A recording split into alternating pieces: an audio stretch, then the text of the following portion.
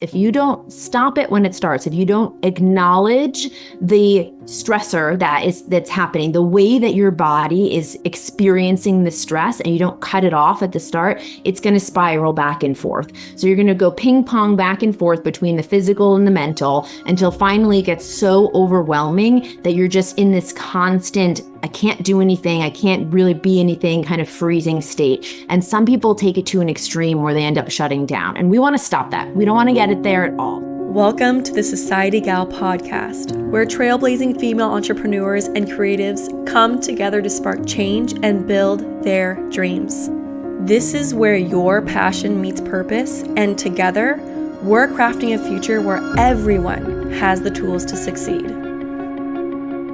Hey everyone, welcome to the Societygal Podcast. We are so thrilled to have Alessa with us today, talking all about the science of stress, especially applying to us as entrepreneurs who are chronically online in our desk and all those things. And so there's so many great, amazing topics and subjects she's going to really dig into today to simply help us relieve stress. So Alessa, tell us a little bit about you, and your story is pretty awesome. So I love to hear your story and how you got here. So tell us what you do, how you do, and just how you got to this place. What's your story? So I'm a classically trained dancer, and I was raised in a family of doctors. So I like to call myself a giant nerd because growing up, I never thought about this being my arm bone, like your arm. It was the 3 different bones in your arm. This wasn't your collarbone. It had names. Your leg bone wasn't your leg bone. It was your femur. And so growing up, that's what I was taught. And as I got older, people would look at me like, what's your femur? What's your radio? What's your ulna? What does that mean? But to me, that was normal. And that's what I thought. In a family of doctors, that's how you referred to your body. And I always took that for granted. And as I got older, I really became infatuated with the human body, this amazing machine that we all live in, right? Because we only get one of them. You don't get to trade it in like a cell phone. You really have to protect it.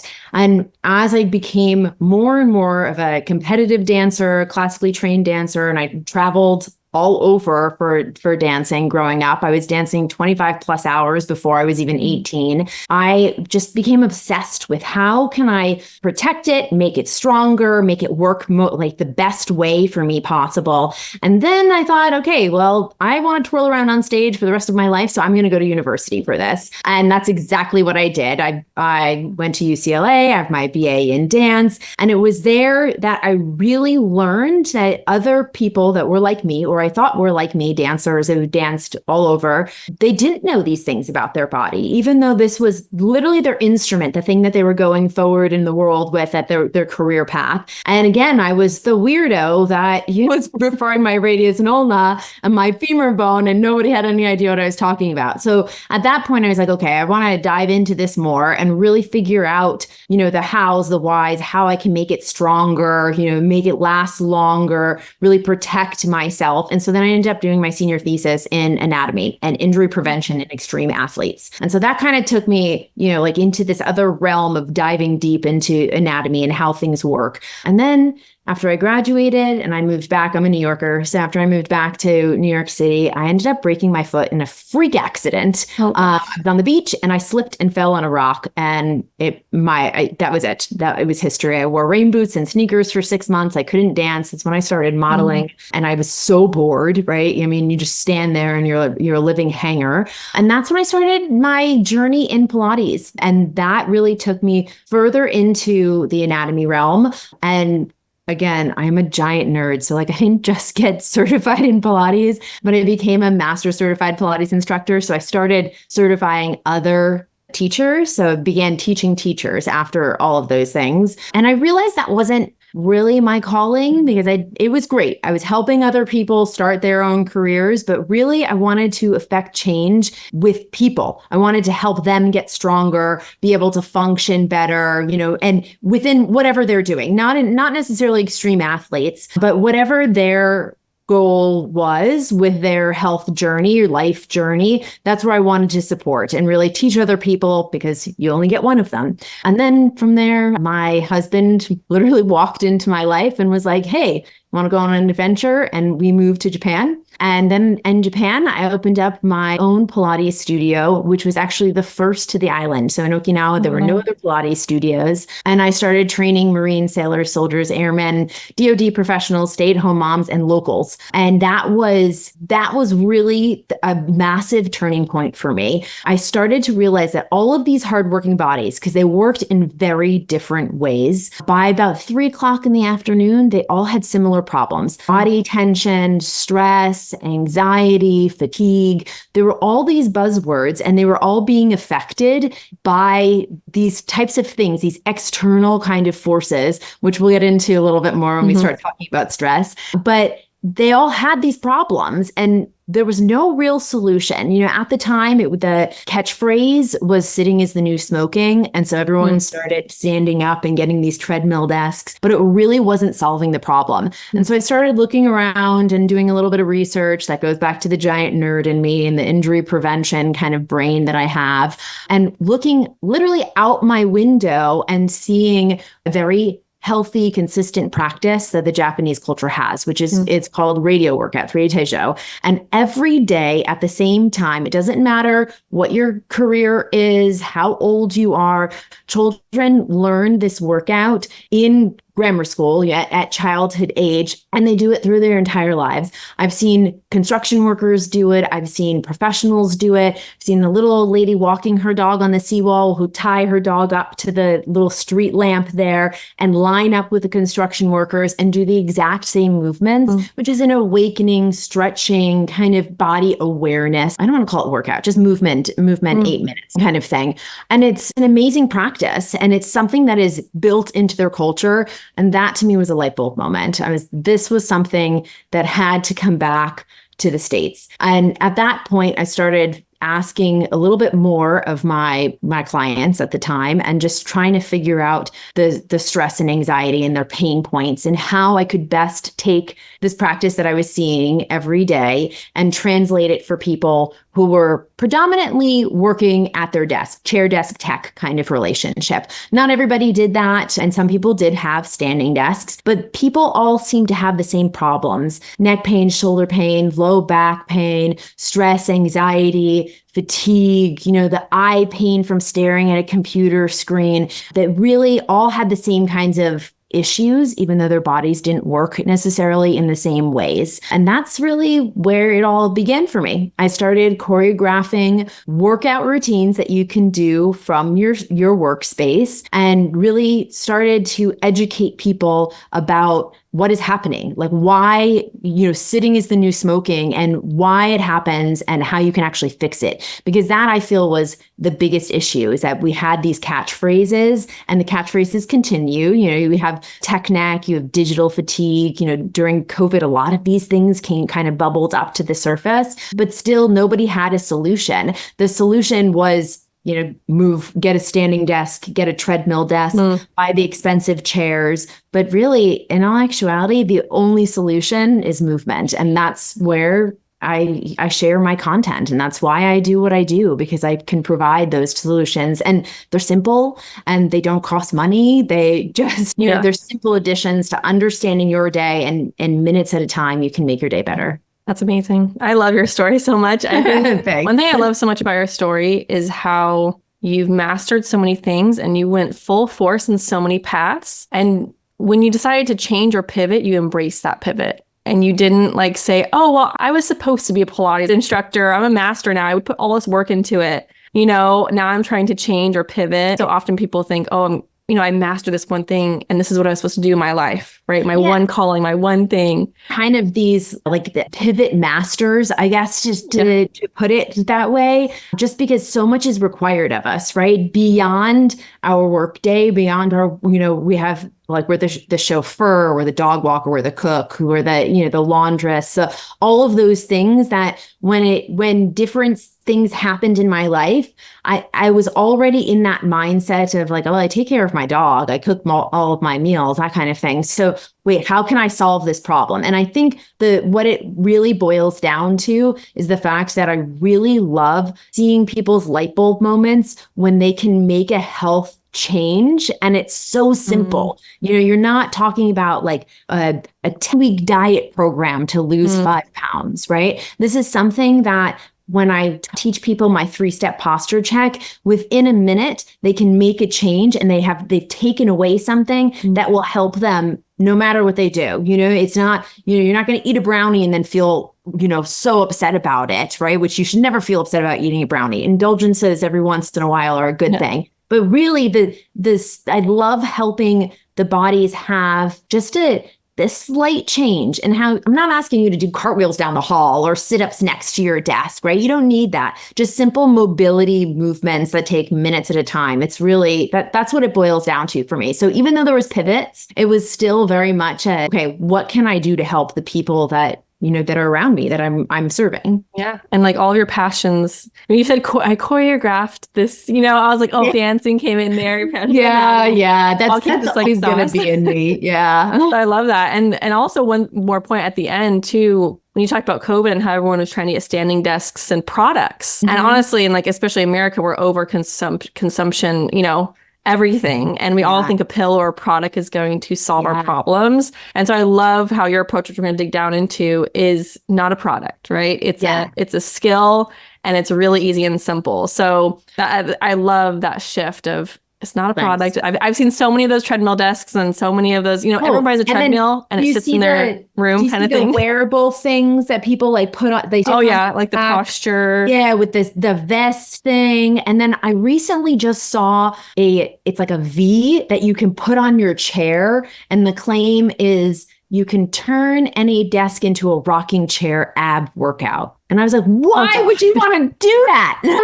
Who is this appealing to? And the ad, because of what the things that I search for and I research and I read and I just kind of keep up on, the ad that I saw was a woman in a lounge chair in a gown with this behind her. And I was just like, this makes no sense. And it's going to end up like under someone's bed in a week. Oh, yeah. All you actually need to do is learn proper spine alignment and the keeping your spine in the S curve and what that looks like for your body. And then you just, every once in a while, because we're not robots, right? We do end up like this every once in a while, that you just say, oh, I got to realign my spine. I got to sit back up again. And that's the core workout there. Not the let me buy the rocking chair. Yeah.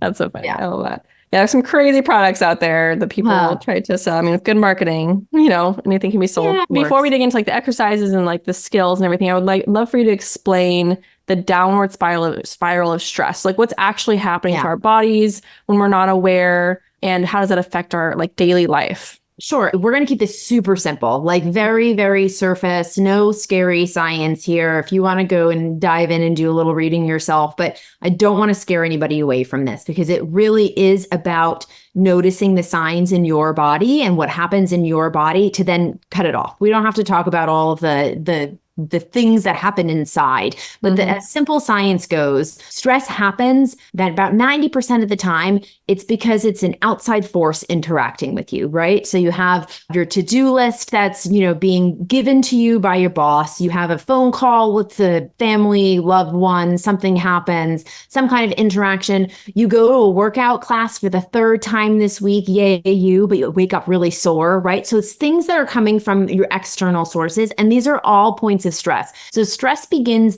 in one of 2 ways, right? It can start mentally or it can begin physically. The problem here is if you don't stop it when it starts, if you don't acknowledge the stressor that's happening, the way that your body is experiencing the stress, and you don't cut it off at the start, it's going to spiral back and forth. So you're going to go ping pong back and forth between the physical and the mental until finally it gets so overwhelming that you're just in this constant, I can't do anything, I can't really be anything kind of freezing state. And some people take it to an extreme where they end up shutting down. And we want to stop that. We don't want to get it there at all. So for an example, if you have that phone call that comes from a boss, that comes from a family member, and you're just like, oh my goodness, now I got 5 things on my to-do list when before this phone call I only had 2. That's where stress begins mentally. And you start to think to yourself, okay, now I got all of this stuff going on. I have to get this done. And what happens? Okay, let's make my to-do list. I hunch over my desk. I'm getting really into it. I write everything out. I type everything out. And what happens? You close yourself in. You end up making yourself smaller and you become this kind of thing, this like C-shaped thing. And that's when the tension starts. You start to feel it in your head, your neck, your shoulders. You really feel it into your chest. Some people grab onto their thighs or their lower back, that tension that happens in your hips. That's kind of where then the stress becomes physical. And then what happens? You're like, oh my gosh, my neck is hurting. I just want to get through this. Let me just write out my bullet points. Let me just write this email to make sure I get everything correct from that phone call I was just on. And then it becomes mental again. So you had that phone call, then it went into the physical because you're trying to get in, then it goes into that mental, then you're leaning even further in and the pain becomes more and you say, all right, let me just get this done. I know my shoulder's killing me, but I'll get up and walk around after I get this email done. And then it goes back and forth. The other thing that happens too is that maybe you decide that because you went to that workout class the day beforehand, you're going to work from bed today.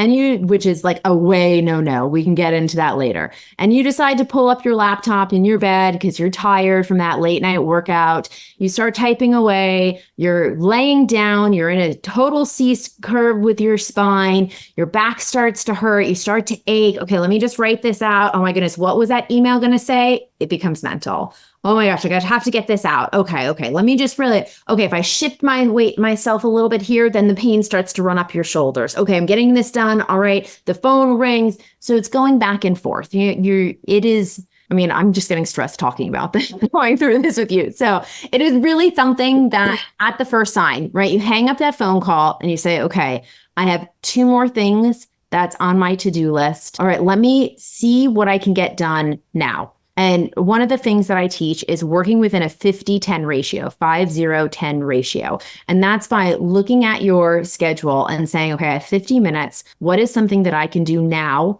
so that when my timer goes off at the end of the 50 minutes, I get up and move? And for me, I like about 30 minutes, but a lot of times when you're on these like hour-long calls, you don't have control over your schedule. And so 50 minutes seems to be a sweet spot for a working professional. And then you turn it off and then you move. And then that way you can say, okay, I'm starting to get a little bit stressed. Okay, I got this. Okay, 50 minutes, close it, step away. Or you're sitting in your bed and you made that decision, right? It's something that you decided to sit down because you had that bad workout, or I should say extreme workout that go you, because if you really sore the next day, you're making changes, love that. But it is the idea that I want to set myself up for success. So I'm going to posture check myself. I'm going to check my feet, going to check my spine, going to press my shoulders down. I'm going to say, no, I'm not ready for my workday. Yes, I'm going to practice proper posture so I can power through and I can stop the stress at the start. So these are the things that you have to realize. Maybe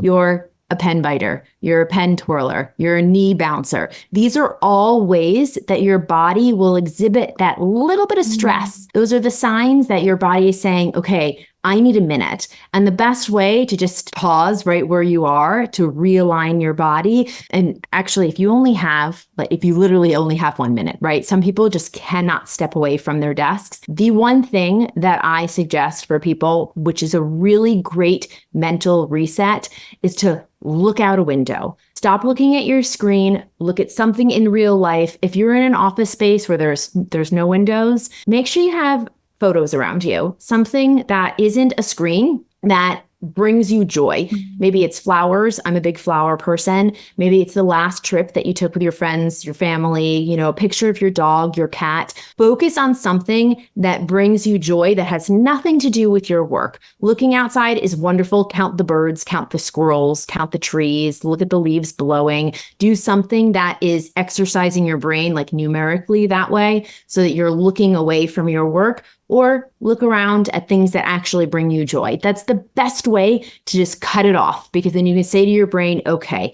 Then another quick tip here, which is people are telling me now they don't really breathing doesn't change anything. It really does. The difference is that you have to stop looking at the thing that's stressing you out. while you intentionally breathe. So breathing is a passive action, just like our digestive system, just like our heart beating, but it is a passive action. And when you take this passive action and you turn it into an active action, you're taking control of your body and you're saying, okay, let me recenter. And so something as simple as box breathing, which is breathing in through your nose for a count of 5 or 6 or 8, whatever you can handle, holding for that count, the same count, and then exhaling out of your mouth for that same count.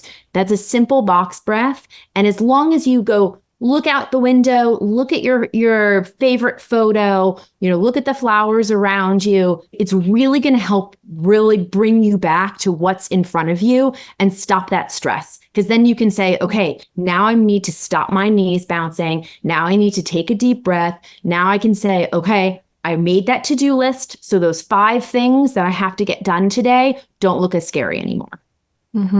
Yeah. And I love those like little tips of awareness of what you can do so much with so little. Yeah. And like really centering yourself, because you're right. When you're looking at a screen, you're like in a whole other world. It's almost like when you're in a book, like in a fantasy book or something. Like you're in a whole other world. Yeah. And I don't even feel it in my body now of like what it feels like to be in that. You're like, okay, gotta get this done. You're there. You're just like, you're in it for the long run. And I know for me, and for a lot of people, I fear taking a break because I feel like if I take a break, I'm not going to be in the same zone I was of focus. And that's me personally. And so I want to hear what you think about that. And that's actually good. That's a good point. And so notice how when I talked about the 50-10 ratio, set a timer for 50 minutes for that controls work. You also need a timer for that 10 minutes, because then it gives urgency also to the fact that you're taking a break. So you can say, okay, I have 10 minutes. I need to use the restroom. I need to microwave my coffee for the 3rd time. If you're like me and have kids and you never finish your coffee while it's hot, or I need to change that laundry over, whatever it is that, if you're working from home, or, I'm going to go for an indoor walk. I'm going to walk the perimeter of my office. I'm going to make sure I go up and down a flight of stairs 3 times so I can get some bum workout in there. Whatever it is for those 10 minutes, you have to give yourself the same kind of urgency for your actual work as your actual break. And then that way you'll say to yourself, like, okay, it's not about earning the break though. You have to be careful about that too, because you want to get your work done. But also if you are stressed and something is really stressing you out and you haven't made it to that 50 minutes, pause. It's okay. I think also, in America and the West, we have this tendency to be like, I committed to the 50 minutes. I have to get the 50 minutes, and that's something that is like for us, like the way that our brains work here for whatever reason. But you have to know these signs. Like if your knee starts bouncing, push your chair away, look out a window, really just take yourself away from it because it's 1 minute. But also with the same thing, the same kind of urgency of, okay, I walked 3 flights of stairs, right? Up and down, up and down, up and down. I got my glass of water. I'm going to achieve again because I want to get through my to-do list so that it doesn't cause me stress anymore. So you have to look at it in both ways. Hey, this is Dana from Societygal, and I wanted to take a quick break to tell you about the Societygal Academy, the exclusive membership that helps entrepreneurs like you launch, grow, and scale your business. Join weekly expert-led workshops, access to on-demand courses, and connect with a supportive network of go-getters just like you. Are you ready to elevate your business? Visit Societygal Academy today. Yeah, I love having the urgency for the break as well to get you back into what you're doing. Because I know a lot of us who work from home that are listening to this, have those tendencies to just be like, okay, I'm gone from my computer. Now I'm gone for an hour because something else distracted me. Right. So I really like having the timer for the break so you can get back into your deep work. And I also think about when you talk about this, in the moment, it does feel like, oh, if I sit here for 2 hours, I'm just going to get this done. I'm just going to get this done. I'm going to be good. But then I know for me, I would think about, well, how do I feel at the end of that? At the end of that, like 2 hours in my bed writing these emails, I feel exhausted. I feel sweaty. I feel like so stressed out. So I think, when we are in the middle of that, like I can just a few more hours, just 1 more hour, I think thinking of, okay, well, I'll just take this 10-minute break. I'm going to feel so much better in the end. My creativity will flow better. Like I feel like, I've done this before taking breaks. Your creativity flows more. You feel more engaged with your tasks to do them done, like get them done faster too, with more quality. If you think about it, when you take you're working, right? You're going along, right? And you work and you hit that 15-minute mark and then you take that break, you're going to come back and your productivity is going to stay here. But the longer that you go between breaks, your productivity actually goes like this. So if you take a 10-minute break, the amount of time, that 10 minutes, you're probably it's going to shorten your workday probably by about 20 or 30 minutes because you're giving yourself that like, okay, I'm realigned and I'm ready again. Because just like personally for me, I'm a morning person and I grab my laptop, I grab my water, I sit down with my coffee, my phone goes on do not disturb and I like crank it out. But for, like I need that break later on in the day. So really having that break every, 50 minutes resets it almost to back to that beginning for me where I can say I'm fresh and I'm ready to go all over again. And it really does help shorten your days. Yeah. And even just compounds or accumulates, either stress or not stressful, right? It's like it will accumulate not only to the end of the day, but over weeks, months, years. Like I know people have had heart attacks because of stress. Like I know there's so many crazy things that happens to your body just because of like a compound amount of stress that happens over multiple days, years, weeks. That's truth. Yes. Yeah. Yes, for sure. Yeah. So I love how simple you're making this because it really is so simple. So you did talk a lot about like quick ways to do it. Like we don't have a lot of time, the 10 minutes. So what are some other ways? So I know you talked about like choreographing certain exercises. Yeah, sure. Movement. So how can we like get past the stress when we're feeling it in some other ways that involve movement? One thing that this is like shameless self-promotion. I'm going to throw this out there. The one thing that I share every Thursday are videos on Instagram and LinkedIn. I prefer LinkedIn, but LinkedIn's a little bit behind. Sometimes like Monday or Tuesday for LinkedIn, but are in under a minute how to add movement to your workday. And then Tuesdays, if you want to join me, I do live sessions for 10 minutes that you can actually move at your desk, but that's over on Instagram. But all of those things are there, right? So if you want examples, I do them for sitting workspaces and standing workspaces. So I alternate back and forth between the two.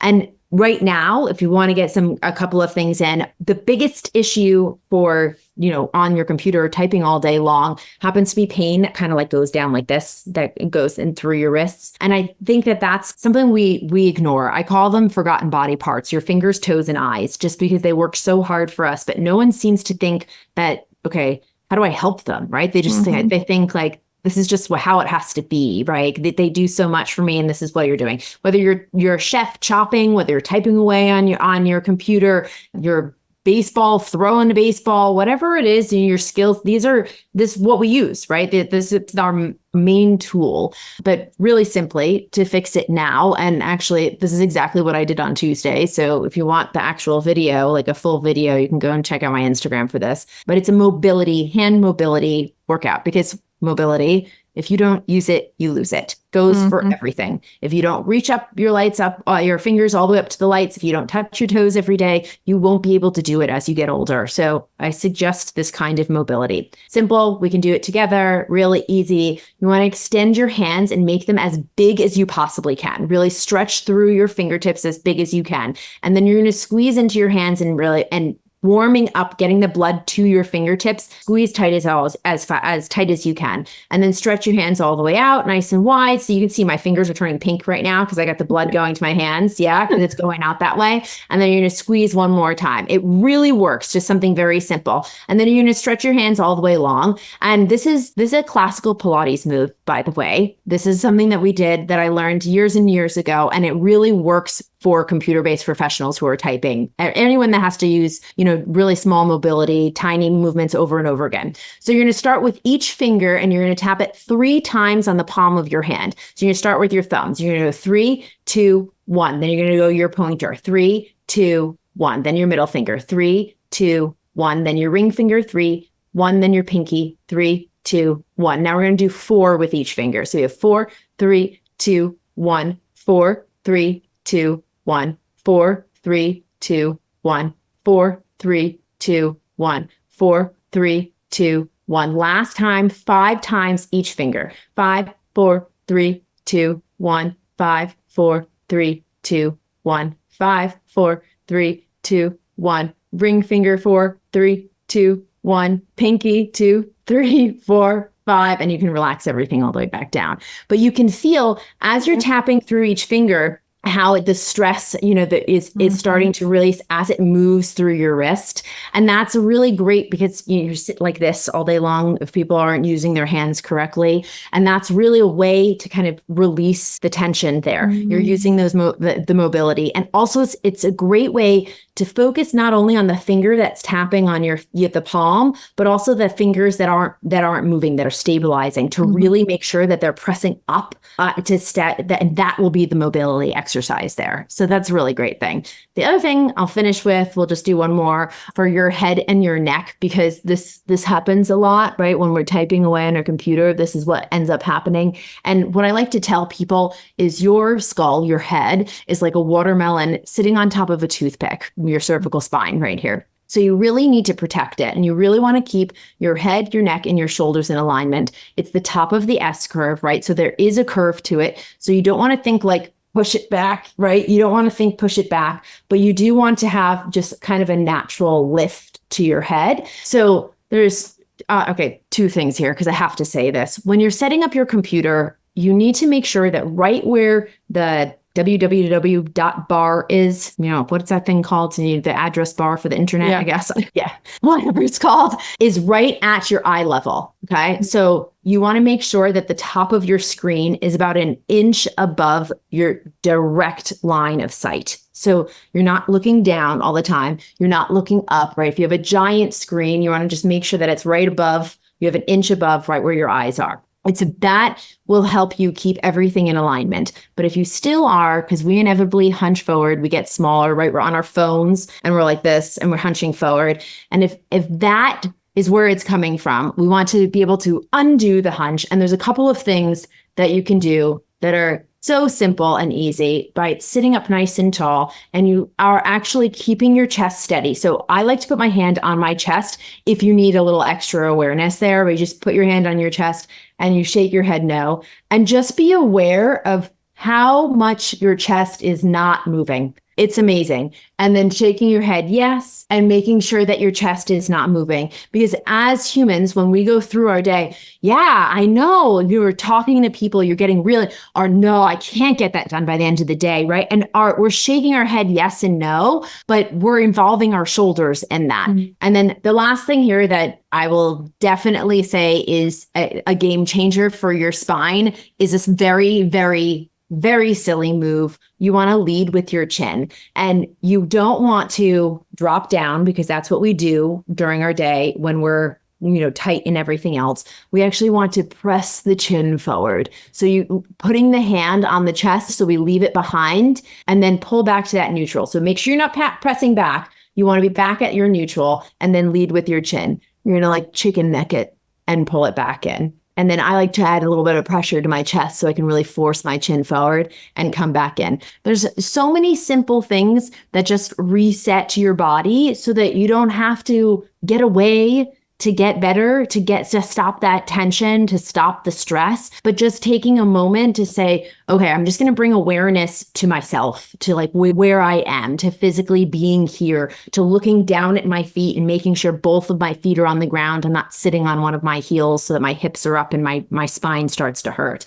Really bringing awareness to where you are, to stop the stress and really get on with your workday. Have better work days. It's as simple as that. That was 2 minutes, to make an amazing change with where you are. Yeah. And even just, really relieving the pain, because I think we feel the pain there and we're just like, oh, well, it's there. It's just going to be there. Nothing we can do because I'm sitting at a desk. But how simple those things were. And I think we have a culture of, I hate to put it this way, but bad bosses that think like, I struggled to get here. You need to struggle too. And I think that there's an element of, earning your place, right? You need to be able to earn your place. But when those bosses were coming up in their careers, some of them didn't have computers, they didn't have telephones in this way. They had a secretary because that was just the way things worked. They didn't even have to type.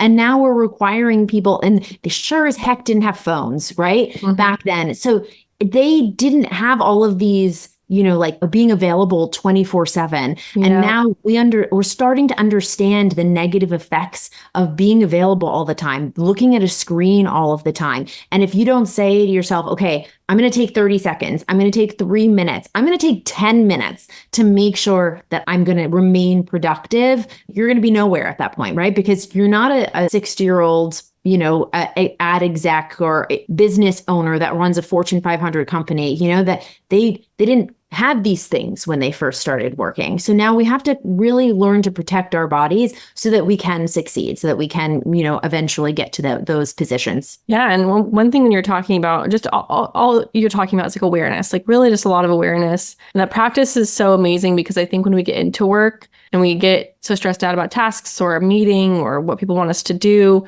we think that's what matters the most. Like if we don't get it done, then the world's going to end.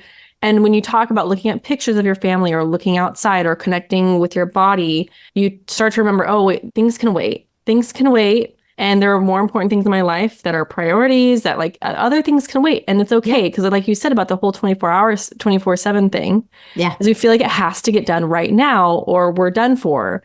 And so that feeling is, I just feel for me, brings on so much stress, especially as entrepreneurs, solopreneurs out there too, where it's all on us, right, to do it. But when you connect with the world, with yourself, you're like, wait, things can wait. It's going to be okay. Quiet your brain, recenter your body, and then really go for your goal, like achieve what is on your to-do list, what you want to do for that day. And that's really the name of the game is you only have one body. You have to learn to protect it because if there's no upgrades, you can get your hip replaced when you're like 70, I guess, but why would you want that? Why not just learn how to sit correctly, how to add movement to your workday and be productive, pain-free, and prevent any of those kinds of things? Who wants surgery? Yeah, you want surgery.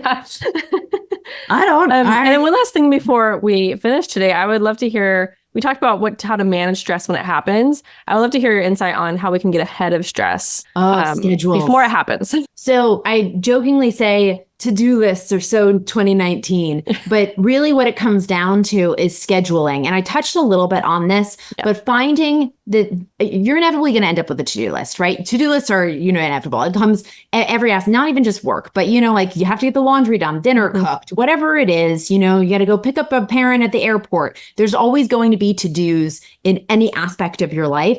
And it all comes down to scheduling. So even if I'm in the car. I just had my parents visiting the other week and I'm in the car for an hour, right? I go to pick them up. You pull up to the curb. I get out of the car and I like do a couple of, marching in places and stretch out my calves. So it's every aspect of your life. These kinds of movement sessions are vital to you. So really, if you schedule this, so I have to sit down, I have a call at 9 a.m. When my call is done, before I get to it or whatever has to happen after this call, you say, okay, I'm going to move. I'm not stressed yet. I'm not tired yet, but I'm going to prevent that from happening by scheduling my movement into my days. I've had clients go so far as to adjust the call times. When they have people, they schedule calls. So they'll schedule calls within 20 minutes or 50 minutes so that way they can have that 10-minute buffer to start moving. So if you have control of your schedule in that way, that's brilliant. Go for it. And then make a point of what you're going to do. So in the morning, if you have an hour and then you're going to take a 10-minute break, work on your upper body, do some shoulder rolls, some arm circles, awareness with your head and neck that we did. Then, you go through it. Then the next time you're going to schedule, okay, now I need to get up, right? So I'm going to move around. I'm going to walk if you're in a sitting desk. Same thing goes if you're standing too. If you've been standing for 4 hours, you need to sit down. You need to take a break. You need to go for a walk and then you have to sit down. You have to give yourself the opportunity to do something different, because standing is the same problem as sitting in the opposite direction. You're going to have the same joint pain. You're going to have the same problems with mobility, just in a different direction. So you really have to take awareness of that as well, because there was a while where everyone's like, I have a standing desk, all my problems are solved. But yeah, schedule the movement no matter what you're doing, and schedules will help you stay on top of the stress, stay on top of the body pain, the fatigue, the anxiety, all of those things. Schedules are the solution. Yeah. And I feel like eventually it'll become, for you probably, it becomes a habit. right? Where like you just have triggers. Like, okay, my meeting was over. Okay, let me get up. I'm just gonna move. That's what I do is I move around after my meeting's over and I feel it. The brilliant thing about all of this too is your body will start craving the movement. Yes, that's what I was about to say. Mm-hmm. Yes. And so then it doesn't feel like a have to do this. It's all right, I need to do this now because that's what I know. Like that's the habit of the day. So yeah. And you'll bring so much awareness to that knowledge. Like your body's already telling you that, like you said, your body's already telling you this stuff. I think it's just that practice of like that neural link of, okay, when this happens, this is what I need to do. This is what my body needs. Because I know, if you're really active, like I'm really active, I go to the gym, most every single day. My body always craves that because I'm so active. I'm like, well, I can't even sit down for that much. I have to get. I have to walk. The movement thing, if you're able to go for an indoor walk, or if you can't get outside, you want to go for an indoor walk, you're talking about workouts, endorphins, right? Workouts, endorphins make people happy. Get a little bit of the happiness in there because then your body is going to say, okay, I want a little mood boost here. I'm going to march in place. I'm going to do some heel raises. I'm going to do some arm circles, or spine rolls, and it'll start triggering those things. And that's going to help build the habit even more. I love it. My favorite part about all this is just how simple it is. I mean, like this simple, doing a lot with a little, right? A lot can happen with just a little bit of time throughout your day. And and I don't think a lot of people just know. I don't think a lot of people know this. And I'm so happy to have you on here because thank you for having me out there, and people need to implement more, especially as young people who are like, we're 20, we're 30, we're great, until we're 40s, and we're like, wait, what's happening? Yep. Exactly. Yes. Really awesome, Alessa. Well, thank you so much for being on here and sharing your amazing knowledge. Where can everyone find you and connect with you? You already talked about some things that you do, consistently each week to share, but where's the best way to find you? The best way to find me, I think, is to go to Instagram and click on the link in my bio, and then it has all of the links in there. Every week, I send out 3 minutes. It's a 3-minute email to help you have better work days with a little tip, a little reminder for a live session where it's going to be that week. And that's really the best place to get on my email list by going to my Instagram, which is Alessa, ALESSA.jobufit, which is my company, job, the letter U, FIT. And that's really the best way to find me at alessa.jobufit on Instagram, and go to the link in my bio. Yeah, that's awesome. I'm excited to follow you and get all these exercises. And if you have a problem, if there is something that you're like, my shoulder hurts, this is what I do for a living, send it to me. I will help you fix it. I love creating content when people tell me I need this. So like, that is what I'm here for. So just send me a message. I will do it. Or if I have something for you, a video that's already up, I'll send it to you. Cause that's the goal. That's why it's there. It's to be used, use it, interact. I'm here. Awesome. Well, thank you so much for being on here today. Thanks for having me. Have a great day.